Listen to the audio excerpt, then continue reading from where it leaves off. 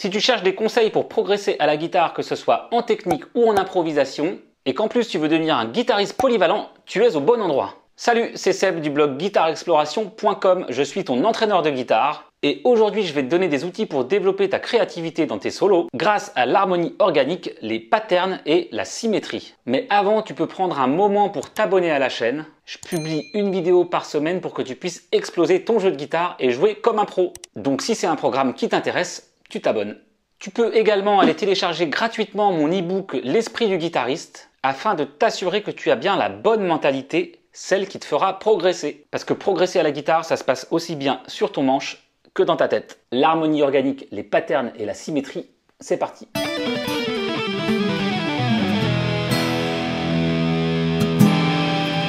Dans le domaine de la créativité, les possibilités sont infinies et nous sommes seulement limités par nos connaissances ou notre imagination. Je vais te présenter dans cette vidéo 3 outils qui t'aideront à créer des lignes mélodiques, étendre ton vocabulaire et développer de nouvelles idées. Bienvenue donc dans l'univers de l'harmonie organique, des patterns et de la symétrie. Tu as 2 méthodes pour créer des mélodies. Tu peux utiliser ton oreille, tu entends des notes dans ta tête et tu les reproduis sur le manche. La deuxième façon est de te servir de schéma, c'est donc plus visuel et plus mathématique. C'est ce qu'on appelle l'harmonie organique puisqu'elle va dépendre de la structure de ton instrument. Elle est donc propre à chaque instrument. La construction et donc la structure d'un piano est différente de la guitare, qui est différente du violon, notamment au niveau de l'accordage. Le violon est accordé en quinte alors que la guitare est accordée en quarte, sauf sur les cordes de sol et si, où on a un intervalle de tierces. Donc si on prend la structure visuelle d'un plan de guitare comme celui-ci,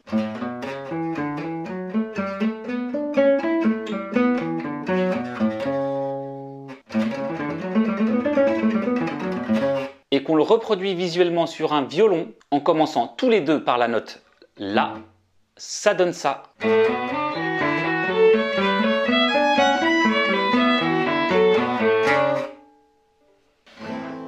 Si mère ta mère. Un plan de guitare bien connu qui utilise une construction visuelle est celui-ci. D'ailleurs, beaucoup de déliateurs sont construits sur ce principe.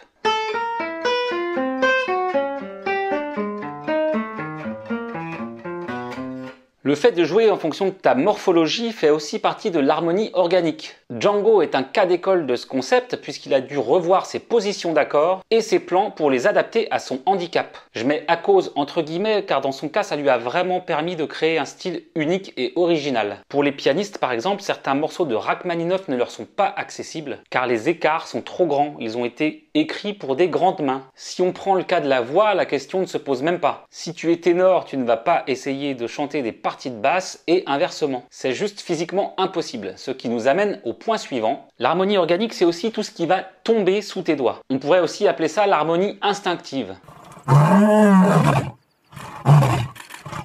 Ça va être des plans qui seront faciles pour toi et qui seront difficiles pour moi et inversement. Ce qui peut être une force pour toi peut être une faiblesse pour moi et vice versa. Certains vont être à l'aise avec le legato, d'autres avec l'aller-retour, d'autres avec le buté. Certains sur guitare électrique, d'autres sur guitare acoustique. Une question qu'on peut se poser, c'est est-il plus avantageux de travailler sur ses faiblesses ou au contraire de développer ses qualités? La question reste ouverte. Maintenant, je vais te montrer comment développer un plan en utilisant la symétrie. Dans la première mesure sur La mineur 7, on joue un arpège avec des chromatismes et on va garder exactement la même idée dans la deuxième mesure sur Ré 7. Ensuite, sur Sol, on garde un motif symétrique sur les cordes à vide.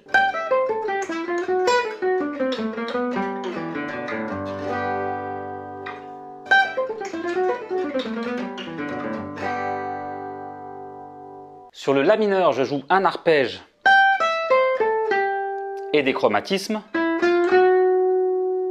Sur Ré 7, j'utilise quasiment la même forme. Et sur Sol, je joue une note, corde à vide, une note, corde à vide, et je résous.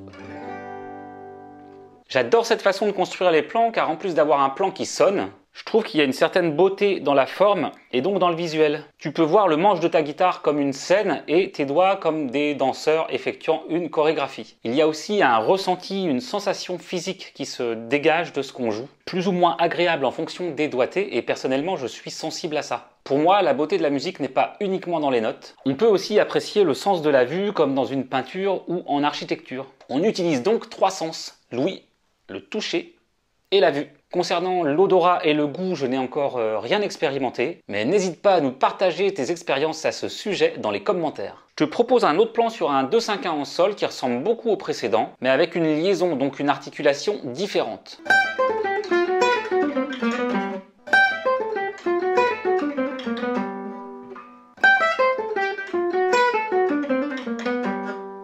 C'est le même principe que le plan précédent, on a deux formes quasiment identiques sur les deux accords.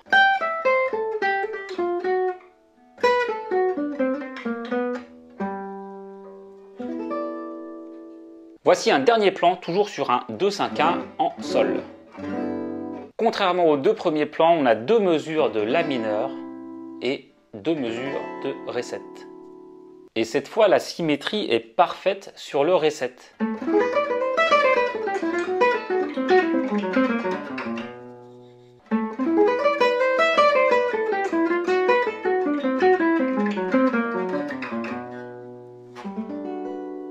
Sur le La mineur, je joue un arpège avec une 7e majeure et une 9e, ce qui fait ressortir le mode mineur mélodique. On abordera bientôt ce mode de dingue dans de prochaines vidéos.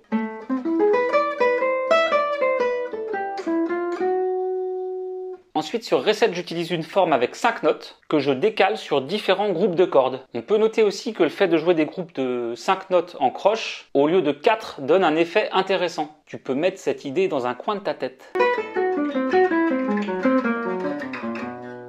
Maintenant, voyons les patterns. C'est un système beaucoup utilisé en musique, en particulier dans le jazz des années 70-80, le jazz post-coltranien et le jazz rock. Ce sont simplement des petits motifs, des petites cellules qu'on va répéter chromatiquement ou diatoniquement. Si on prend le motif 1, 2, 3, 4 en La mixolydien, ça va donner ça.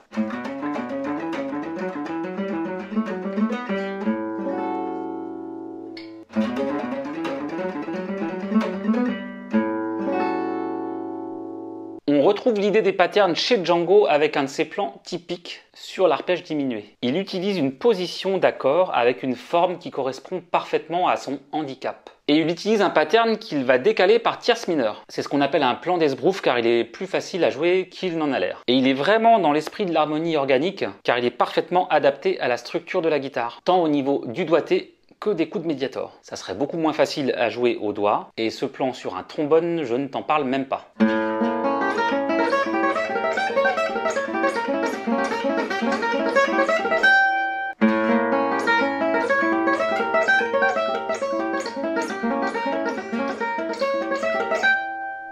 Voilà, c'est terminé pour ce cours. J'espère qu'il t'aura aidé à entrevoir de nouvelles possibilités sur ta guitare. Si c'est le cas, n'hésite pas à me le dire en commentaire et à liker la vidéo, ça me fera plaisir. Si tu as des questions, c'est dans les commentaires également. L'harmonie organique, la symétrie et les patterns sont des super outils pour créer tes propres plans et développer tes idées ou celles des autres. En effet, tu peux prendre n'importe quelle cellule de n'importe qui et la développer. Bien sûr, il ne faut pas en abuser au risque de sonner un peu trop robotique et de perdre en musicalité. Tu peux alterner entre des phrases mélodiques chantantes et des plans construits de façon plus mathématique. C'est une question de dosage et d'équilibre, comme en cuisine. Une pincée de sel par-ci, un peu de cannelle par-là. Si tu vides tout le poivrier d'un coup, ça risque d'être immangeable. Sur ce, travaille bien, n'oublie pas que c'est la régularité qui paye, et je te rappelle que quel que soit ton niveau aujourd'hui, toi aussi tu peux exploser ton jeu de guitare et jouer comme un pro demain. On se revoit bientôt dans une prochaine vidéo. D'ici là, porte-toi bien. Ciao!